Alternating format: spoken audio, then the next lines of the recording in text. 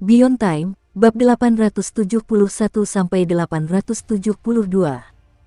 Untuk melihat video selengkapnya, sahabat bisa kunjungi playlist yang telah Sabta Novel sediakan. Yuk mari, kita berimajinasi bersama dan masuk ke alur ceritanya.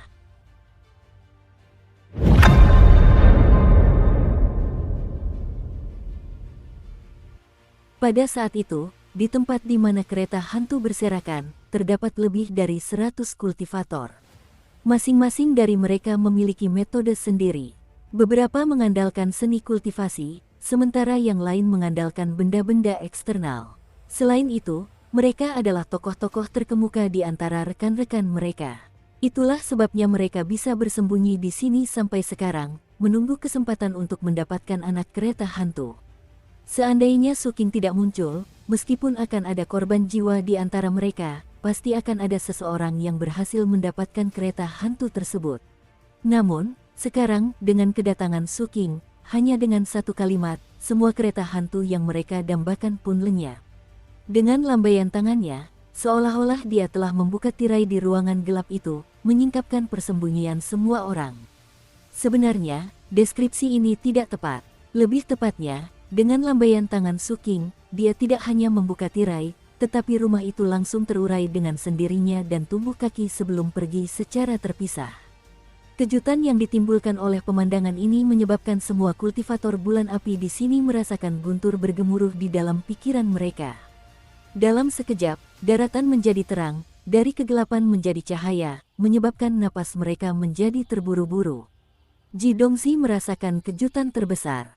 Sebelumnya, setelah ia merasakan bahwa sumber perubahan di gunung dan lautan adalah Jiuli, ia menduga bahwa itu mungkin terkait dengan Suking. Dia juga berpikir bahwa Suking mungkin belum meninggal dan mereka mungkin akan bertemu lagi di masa depan. Namun, apapun yang terjadi, dia tidak menyangka bahwa pertemuan kedua pihak selanjutnya akan terjadi dengan cara yang begitu luar biasa. Melihat ratusan kereta hantu yang bersujud di kejauhan seolah-olah telah melihat seorang raja dan tiga sosok kuno yang menakutkan di langit, Ji Dongzi bergidik. Perasaan bahaya yang sangat kuat tiba-tiba muncul dalam pikirannya. Hal yang sama juga dirasakan oleh Francis Huang, yang berada 10.000 kaki jauhnya darinya. Awalnya ia sedang menghadapi Ji Dongzi, tetapi pada saat ini, setelah melihat semua ini, gelombang kejutan melanda pikirannya. Seketika itu, semua orang merasa gentar dengan pemandangan ini dan tidak berani bertindak gegabah. Hanya Suking yang berdiri di luar hutan lebat yang tersebar ini. Tatapannya tidak langsung tertuju pada Ji Dongzi di kejauhan. Sebaliknya, dia memandang tiga kereta hantu pengumpul jiwa di langit. Ketiga makhluk ini berbeda dari semua binatang buas ganas yang pernah ia temui di sepanjang perjalanannya. Mereka tidak meratap atau bersujud. Sebaliknya, mereka memperhatikannya dengan sedikit keraguan dan pengamatan. Setelah binatang buas di wilayah pegunungan dan lautan mencapai alam akumulasi jiwa, mereka mungkin membangkitkan beberapa ingatan yang tersembunyi dalam garis keturunan mereka. Suking termenung dalam-dalam. Hanya jawaban ini yang dapat menjelaskan tatapan dari ketiga kereta hantu pengumpul jiwa itu. Tatapan ini juga memungkinkan Suking untuk memahami batasan aura Jiuli miliknya. Kecuali jika aku bisa menampilkan wujud magus leluhur yang sebenarnya, aku tidak bisa mengendalikan binatang buas pengumpulan jiwa. Suking berpikir sejenak dan mengalihkan pandangannya. Dia menyapu pandangannya melewati para kultivator yang sosoknya telah terungkap di hutan lebat dan akhirnya melihat ke arah Ji Dongzi. Jarak antara mereka sangat jauh. Manusia biasa tidak akan bisa melihat sejauh itu. Namun, sebagai kultivator yang kekuatan tempur dan kultivasinya telah mencapai tingkat tersebut, selama jaraknya tidak terlalu jauh, dengan peningkatan kesadaran ilahi mereka yang menyatu dengan indera mereka, mereka dapat merasakan dan melihat satu sama lain. Saat menatap Ji Dongzi, perasaan bahaya dalam pikiran Ji Dongzi kembali muncul. Suking mengangkat kakinya dan melangkah maju. Dengan langkah ini, guntur bergemuruh dari tubuhnya. Sejumlah besar benang jiwa merah menyebar, membentuk badai merah darah di sekitarnya sebelum dengan cepat menyatu membentuk wujud dewanya. Itu adalah wujud keempat, wujud Dewi Merah Tua, juga dikenal sebagai Dewa Ungu. Dengan tinggi 1000 kaki, seluruh tubuhnya tertutup bulu-bulu berwarna ungu, dengan dua sayap besar di punggungnya. Gumaman keluar dari tubuhnya, bergema ke segala arah. Di belakangnya tampak bulan ungu yang perlahan terbit. Banyak sekali sosok yang beribadah di atasnya. Di depannya terdapat jam matahari yang sangat besar. Genomonnya berputar, membentuk kekuatan waktu, mendistorsi ruang hampa dan mengaburkan segalanya. Di bawahnya, muncul sebuah platform teratai raksasa. Setiap daun teratai mewakili salah satu kemampuan Suking. Tentakel ungu yang mereka bentuk menyebar. Dari jauh, tampak seperti bunga amarilis ungu. Niat sang dewa turun ke dunia, menyebabkan jiwa banyak kultivator berguncang. Bahkan kereta hantu pun gelisah. Ketiga akumulasi jiwa memancarkan tekanan mereka sendiri. Namun, Suking tidak peduli. Dengan wujud dewa yang menakutkan ini, dia mengambil langkah kedua. Begitu dia mendarat, 9 lentera daging langsung terbang keluar dari tubuhnya dan mengelilingi sekitarnya. 9 kepala yang menakjubkan terbentuk di atasnya. Sambil mengeluarkan raungan, mereka dengan cepat menyerbu ke arah Suking. Dalam sekejap, mereka menyatu dengan wujud dewa Suking dan berubah menjadi satu set baju sirah penyihir yang dipenuhi dengan perubahan-perubahan waktu. Kesembilan kepala Jiuli muncul secara serentak, meningkatkan kekuatan tempur Suking secara menyeluruh. Saat topeng yang dibentuk oleh Yazi menempel di wajah Suking, warna langit berubah dan badai pun datang. Apa yang ditampilkan di dunia ini adalah sebuah eksistensi yang belum pernah muncul dalam sejarah. Dewa dan penyihir muncul pada seseorang secara bersamaan. Aura yang sangat kuat dan tak terlukiskan muncul dari tubuh Suking. Kereta hantu yang tertunduk di darat bergetar, sementara kereta hantu di langit menundukkan kepala mereka. Tumbuhan di hutan hujan sekitarnya membungkuk serempak. Kilat merah di langit juga menyambar, mewarnai langit menjadi merah. Banyak kultivator bulan api yang tidak mampu menahan aura tersebut dan memuntahkan darah, tidak punya pilihan selain mundur. Hati mereka sudah dipenuhi kengerian. Bahkan Fan Sishuang dan Ji Dongzi merasa seolah-olah guntur meledak di dalam pikiran mereka. Mereka tidak perlu bertukar pukulan untuk merasakan dengan jelas betapa kuatnya Suking saat ini. Dari kejauhan, napas Tian Mozi terdengar terburu-buru. Seperti orang lain, ini adalah pertama kalinya dia melihat Suking dalam wujud ini. Hubungan dari garis keturunannya menyebabkan dia tanpa sadar merasakan rasa kagum yang mendalam. Saat semua orang merasa terintimidasi oleh Suking, yang berada dalam wujud penyihir ilahinya, mengambil langkah ketiga dan menyeberangi jarak tersebut, muncul 10.000 kaki jauhnya dari Ji Dongzi. Saat ia muncul, tanah bergetar dan langit retak. Aura kekerasan dan niat membunuh yang tak tertandingi yang dipancarkan oleh Yazi menyebabkan kepingan salju ungu jatuh di dunia ini. Fan Sishuang tiba-tiba mundur. Dari tatapan Suking dan apa yang telah didengarnya dari dunia luar tentang Suking yang dibunuh oleh Ji Dongzi, dia segera menyimpulkan bahwa pihak lain datang ke sini untuk Ji Dongzi. Itu tidak ada hubungannya dengan dia. Bersamaan dengan saat dia mundur, suara gemuruh terdengar dari tubuh Ji Dongzi. Dia juga bergerak. Dia dengan cepat melakukan serangkaian segel tangan dengan kedua tangannya dan mundur dengan cepat. Kekuatan tempurnya di alam ketiadaan yang sempurna muncul dari tubuhnya. Sebagai orang pilihan surga yang menduduki peringkat kedua, meskipun Suking memberinya rasa penindasan yang besar, dia tidak terbiasa menyerah tanpa perlawanan. Selain itu, dia sangat yakin bahwa karena Suking telah menemukan tempat ini, pertempuran ini jelas merupakan situasi hidup dan mati.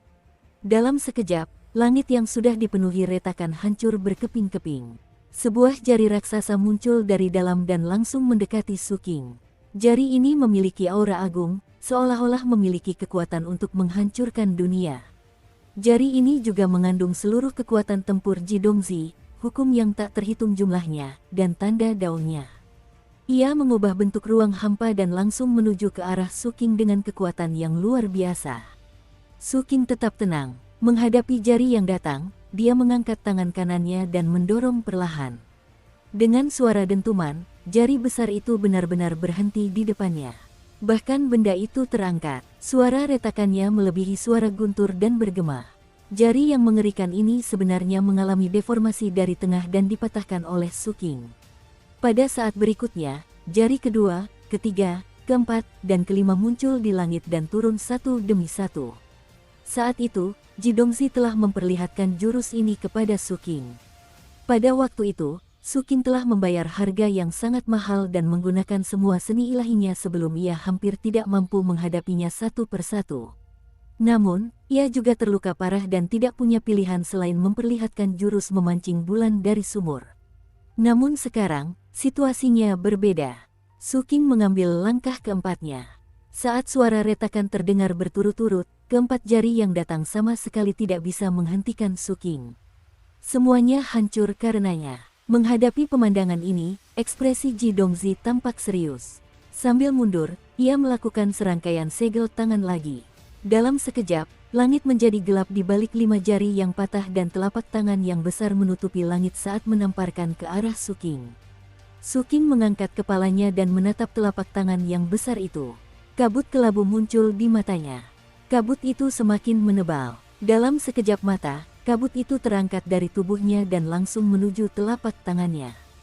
Saat kedua sisi bertabrakan, pohon palem itu tidak dapat mendarat dan terdorong ke belakang akibat benturan.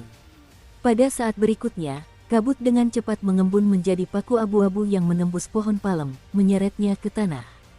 Tanah bergetar hebat. Pohon palem raksasa ini tertancap di tanah oleh paku. Seberapapun Ji Dongzi berusaha mengendalikannya, telapak tangannya tidak bisa lepas. Su Qing mengalihkan pandangannya dan menatap Ji Dongzi yang ekspresinya telah berubah. Dia tidak mengucapkan sepatah kata pun dan mengambil langkah kelimanya. Ketika dia muncul kembali, dia sudah berada 1000 kaki di depan Ji Dongzi. Napas Ji Dongzi menjadi terburu-buru dan seluruh tubuhnya langsung memerah.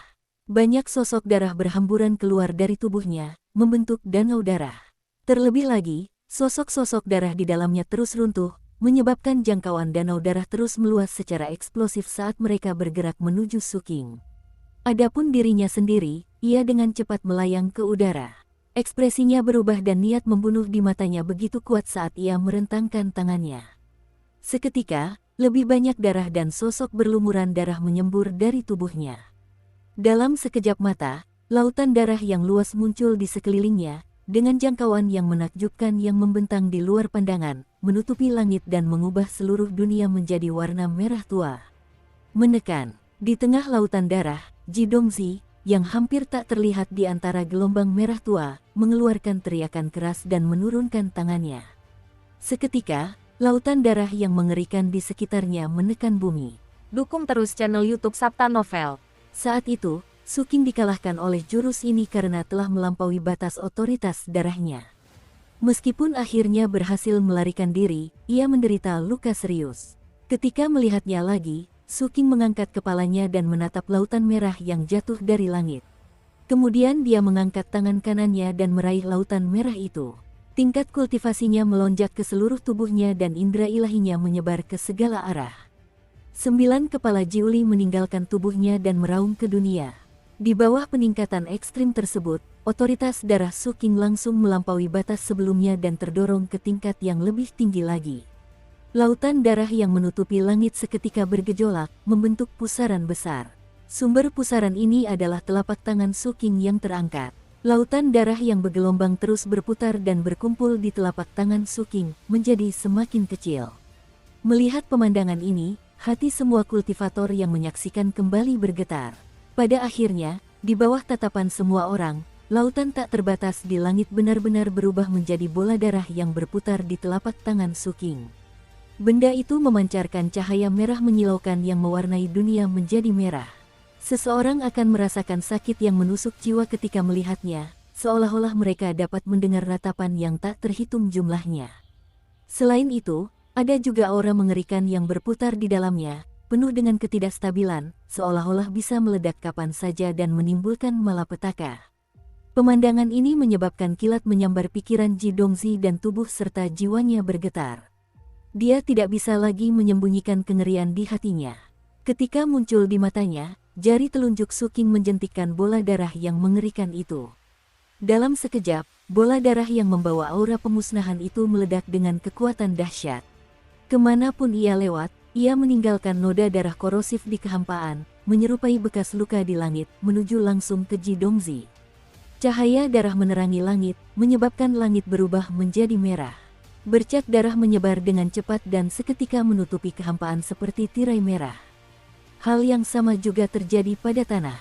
Tanah itu seperti api penyucian darah dan sumber dari semua ini adalah bola darah yang dikompresi oleh Su King. Ketidakstabilan di dalam dirinya memunculkan kekerasan dan teror. Hal itu juga mengandung niat untuk menghancurkan segalanya. Semua kultivator bulan api yang melihat pemandangan ini segera mundur. Jantung mereka berdebar kencang dan mereka bahkan merasa seolah-olah akan kehilangan kendali atas darah di tubuh mereka. Pupil mata Fan Sishuang menyempit. Pertarungan antara Su King dan Ji Dongzi benar-benar berat sebelah. Terlepas dari apakah itu patah jari atau pengendalian darah terbalik, semuanya membuatnya menyadari dengan jelas bahwa dia jelas bukan tandingan. Dia bahkan tidak menggunakan kemampuan ilahi apapun. Ketika Fan Sishuang memikirkan hal ini, dia mundur lebih cepat lagi. Adapun orang yang terlibat dalam semua ini, ekspresi Ji Dongzi berubah drastis. Dia memahami kemampuan ilahinya dan kekuatannya, sehingga dia langsung merasakan bahwa daya mematikan dari bola darah yang datang lebih besar dari sebelumnya. Sesungguhnya, dunia terasa seperti sangkar saat ini. Warna merah yang menyelimuti sekitarnya membuatnya merasa bahwa ia tidak akan mampu menghindar atau melawannya. Melihat dirinya dalam bahaya, di saat hidup dan mati ini, pengalaman tempur dan insting Ji Dongzi selama bertahun-tahun membuatnya tidak ragu sama sekali. Dia membuka mulutnya dan meludahkan bola darah yang mendekat. Seketika itu juga, cahaya keemasan keluar dari mulutnya dan langsung menuju ke bola darah tersebut. Pada saat yang sama, Ji Dongzi memanfaatkan waktu ini untuk menghancurkan dirinya sendiri. Dalam sekejap, dia berubah menjadi sosok-sosok darah yang tak terhitung jumlahnya yang melesat ke segala arah. Adapun cahaya keemasan yang dimuntahkannya, cahaya itu menjadi menyilaukan, membentuk cahaya yang menusuk. Di inti cahaya itu terdapat sebuah cincin. Cincin itu terbuat dari tulang emas, dengan sedikit daging yang tersisa, seolah-olah telah dicukur, hanya menyisakan sebuah wajah. Wajah itu, yang kini dipenuhi teror, mengeluarkan jeritan ke Stong Kuan. "Tuan, ini aku, ikan kecil, salah satu dari rakyatmu, Tuan, aku sangat merindukanmu." Ini semua gara-gara Ji Dongzi sialan itu. Cincin ini tak lain adalah jari dewa yang ditangkap hidup-hidup oleh Ji Dongzi setelah ia berhasil melepaskan diri dari segelnya pada D132. Setelah itu, cincin itu dimurnikan secara kejam oleh Ji Dongzi, hingga menjadi harta karun berupa cincin. Sekarang, cincin itu dikeluarkan untuk menghentikan bola darah. Mungkin karena Su King merasa nostalgia, atau mungkin karena kata-kata dari jari dewa itu menyentuhnya, pada saat berikutnya, meskipun bola darah itu masih bersentuhan dengan cincin dan melewatinya, itu sama sekali tidak menyebabkan kerusakan padanya. Faktanya, begitu bola darah menyentuh cincin itu, jejak Ji Dongzi di cincin tersebut hancur. Setelah mengalami pengalaman nyaris mati, jari dewa itu bergetar saat ia dengan cepat mendekati Su King.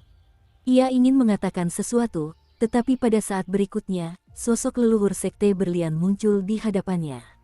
"Berhenti." Leluhur sekte berlian berbicara dengan tenang dan merendahkan.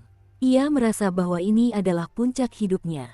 Lagi pula, mampu meneriakkan hal ini kepada seorang dewa bukanlah sesuatu yang bisa dilakukan oleh roh artefak manapun. Meskipun jari sang dewa merasa kesal, ia tidak berani bertindak gegabah saat ini. Ia hanya bisa menunjukkan ekspresi menjilat. Su King tidak peduli dengan percakapan mereka. Pandangannya tertuju ke langit. Setelah tertunda oleh jari dewa, sosok-sosok darah yang telah dipisahkan oleh Ji Dongzi telah tersebar ke segala arah. Lebih dari setengahnya telah melarikan diri ke Cakrawala, tetapi mereka tidak bergegas keluar dari tirai darah. Sebaliknya, pada akhirnya, mereka masing-masing berubah menjadi sosok-sosok Ji Dongzi. Ada ribuan dari mereka, dan mereka semua adalah Ji Dongzi. Setiap Ji Dongzi memiliki ekspresi serius dan niat membunuh di mata mereka mengandung kegilaan. Mereka menatap Su King dengan tajam dari segala arah dan berbicara bersamaan, mengeluarkan suara yang seperti suara Dao. "Pengorbanan, pengorbanan, pengorbanan." Inilah tempat penyimpanan rahasia yang dibentuk Ji Dongzi ketika dia berada di alam penyimpanan roh. Meskipun tingkat kultivasinya sekarang berada di alam nihilitas, kelima tempat penyimpanan rahasia ini tetap menjadi fondasi yang menopang nihilitasnya. Saat ini, dia jelas dipaksa hingga batas kemampuannya, jadi dia tidak ragu untuk menggunakannya. Kata itu bergema di seluruh dunia. Saat kehampaan bergemuruh, 5 tempat penyimpanan rahasia berwarna merah darah muncul di langit. Mereka seperti 5 gunung berapi raksasa yang mengeluarkan suara gemuruh. Inilah tempat penyimpanan rahasia yang dibentuk Ji Dongzi ketika dia berada di alam penyimpanan roh.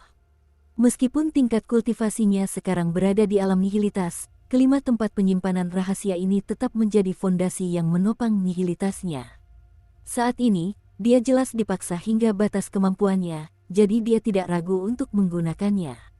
Saat kata pengorbanan bergema, deru dao surgawi melambung ke langit dari 5 tempat penyimpanan rahasia berwarna merah darah yang besar. 5 sosok muncul dari tempat penyimpanan rahasia tersebut. Salah satunya adalah iblis darah dengan 8 lengan, yang lainnya adalah Taoti bersisik merah tua dan bola mata berwarna darah yang memancarkan cahaya merah tua. Inilah dao surgawi yang telah disempurnakan dan dikuasai oleh Ji Dongzi ketika ia berada di alam penyimpanan roh. Dukung terus channel YouTube Sabta Novel. Setelah muncul, mereka tidak mendekati Su King. Sebaliknya, di tengah raungan masing-masing, mereka dengan tegas melesat ke udara dan menerobos tirai darah, tiba di ujung langit sebelum menghantam dengan ganas. Seluruh langit bergetar, membentuk pusaran yang berputar ke segala arah. Petir merah darah yang tersembunyi muncul kembali dan berenang di dalamnya dengan aura yang menakjubkan. Di tengah pusaran, sebuah pemandangan muncul. Dalam adegan itu, tampaklah tanah yang hampa. Di dalamnya terdapat kunpeng raksasa yang terikat oleh rantai besi yang tak terhitung jumlahnya. Aura dao surgawi yang pekat terpancar dari tubuhnya. Itu adalah dao surgawi abadi dari benua Wanggu yang telah direbut oleh ras langit mistik bulan api.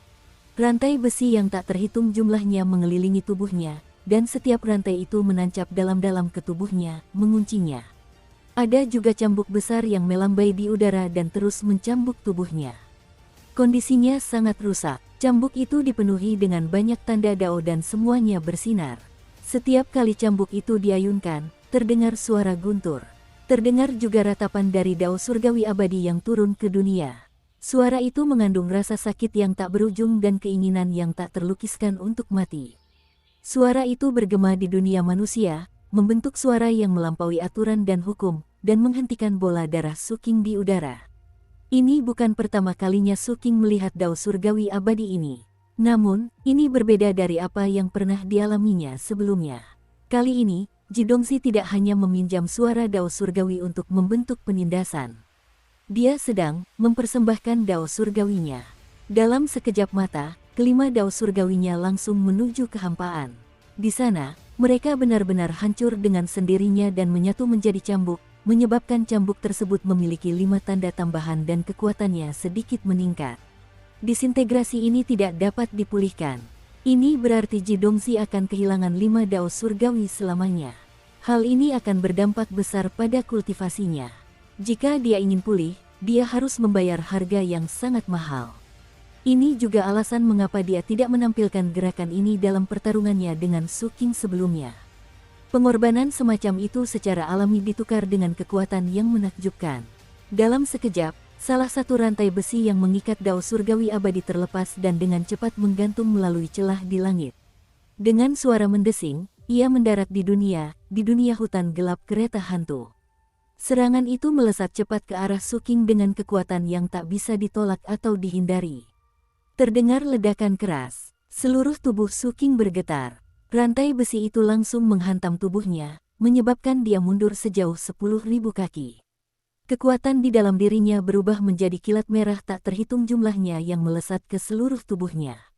Armor Magus Jiuli bergetar hebat saat menahan kilat merah itu dengan sekuat tenaga. 9 kepala itu muncul dan meraung, memperlihatkan jejak kehancuran. Jiwa Su King terguncang dan keterkejutan terpancar di matanya. Namun, di balik ekspresi itu, terdapat sedikit rasa takjub. Dia bisa merasakan betapa menakutkannya kekuatan rantai besi ini. Itu adalah baju zirah penyihir yang mampu menahan segalanya untuknya. Setelah armor Jiuli Magus mampu menahan semua itu, tampaknya armor tersebut akan hancur berkeping-keping. Namun, kenyataannya, Su King dapat dengan jelas merasakan bahwa armor Jiuli Magus menunjukkan tanda-tanda penyatuan lebih awal. Seolah-olah ada jejak asal-usul leluhur Magus dalam rantai ini yang telah menyatu dengannya dengan bantuan cambuk ini. Berdasarkan penilaian Su King sebelumnya, 9 kepala Jiuli bukanlah wujud sejati dari penyihir leluhur. Dia perlu menembus keketiadaan sebelum dia dapat menggabungkan 9 kepala dan menampilkan wujud sejati dari penyihir leluhur. Rantai besi yang mengikat dao surgawi abadi itu ternyata memiliki pengaruh seperti itu. Su King tergoda. Dia menatap kehampaan tempat dao surgawi terikat dan sebuah dugaan tiba-tiba muncul di benaknya. Dulu, senjata pembunuh dewa. Su King menyipitkan matanya dan tidak melanjutkan pikirannya. Menyadari bahwa rantai besi yang terkulai itu akan segera hilang setelah mencambuknya, dia langsung menggigit ujung lidahnya dan meludahkan seteguk darah. Tubuhnya bergetar, menyebabkan wujud dewanya menunjukkan tanda-tanda keruntuhan. Tampak seperti dia hampir tidak mampu menahan cambukan pertama dan tidak akan mampu menahannya untuk kedua kalinya. Karena kurangnya informasi, Ji Dongxi tidak akan pernah menduga efek rantai besi pada Jiuli. Oleh karena itu, setelah melihat penampilan Su King, dia terjebak dalam dilema. Wajah setiap sosok menunjukkan kegilaan. Pengorbanan. Kali ini, dia mengorbankan kekuatan hidupnya. Seketika itu juga, semua tubuh Ji Dongxi dengan cepat layu. Dari penampilannya yang semula muda, ia langsung berubah menjadi seorang lelaki tua. Bahkan, sebagian besar sosok di langit berubah menjadi abu. Setelah vitalitas yang begitu pekat mengalir ke dalam kehampaan, akhirnya vitalitas itu ditukar dengan rantai besi kedua. Pada saat itu juga, rantai besi kedua turun, membangkitkan kekuatan dahsyat saat menghantam Su King dengan ganas, yang tampak seperti tidak mampu menahan satu pukulan pun. Ledakan. Su King memuntahkan 3 suapan darah dan wujud dewanya langsung roboh. Tubuhnya hancur berantakan, bahkan beberapa tulangnya terlihat. Adapun armor Jiuli Magus miliknya, sebagian besar hancur dan hampir lepas dari tubuhnya. Dia tampak seperti akan mati jika dipukul untuk ketiga kalinya. Dia berlari menjauh dengan sekuat tenaga. Pada saat yang sama, dia memancarkan aura bahaya, seolah-olah dia masih memiliki kartu truf. Hal ini menyebabkan Ji Dongxi yang berhati-hati tidak berani mendekat. Namun, pada titik pertempuran ini, dia telah mengorbankan terlalu banyak. Jika dia tidak sepenuhnya membunuh Su King, akan ada masalah yang tak berujung di masa depan. Oleh karena itu, Ji Dongxi menggertakkan giginya dengan keras. Dia hanya memiliki 1 nyawa dan tidak mau mengambil risiko. Namun, selama dia selamat, dia bisa mendapatkan kekuatan hidup dan dao surgawi lagi.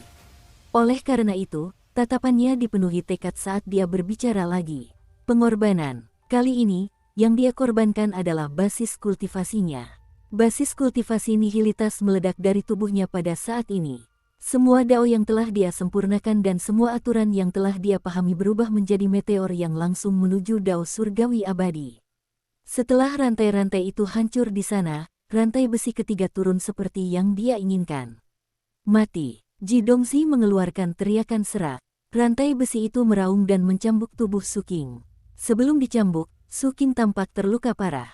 Setelah dicambuk, dia memuntahkan beberapa tegukan darah lagi, lebih banyak tulang yang terlihat, dan baju zirah penyihirnya retak lebih parah. Namun, ia masih dalam kondisi luka parah. Ia tampak seperti akan meninggal jika menerima cambukan keempat. Ji Dongxi gemetar dan ekspresinya menunjukkan kesedihan dan kemarahan. Dia tidak tahu mengapa Su King belum mati, namun, saat ini, meskipun dia tidak tahu alasannya, dia tetap membuat beberapa dugaan. Oleh karena itu, sosok-sosoknya yang tersisa menyatu menjadi satu. Setelah itu, ia menekan emosi di hatinya dan melarikan diri ke kejauhan. Begitu dia pergi, Su King, yang tampak sangat sedih, mengangkat kepalanya dan mengerutkan kening. Dengan bantuan Ji Dongxi, dia berhasil menggabungkan setengah dari kepala Jiuli. Dia masih selangkah lagi untuk sepenuhnya menggabungkannya dan mengungkapkan wujud penyihir leluhur. Namun, pihak lain justru berhenti mencambuk. Sampah. Tatapan Su King dingin. Semua luka di tubuhnya langsung sembuh. Auranya bahkan lebih menakutkan dari sebelumnya karena setengah dari Jiuli telah menyatu. Kemudian dia berjalan menuju Ji Dongxi. Kalau begitu, aku akan menyelesaikan separuh sisanya dengan menindasmu. Setelah Ji Dongxi, yang berada di kejauhan, merasakan semua itu, berbagai emosi di hatinya meledak dan dia memuntahkan seteguk besar darah.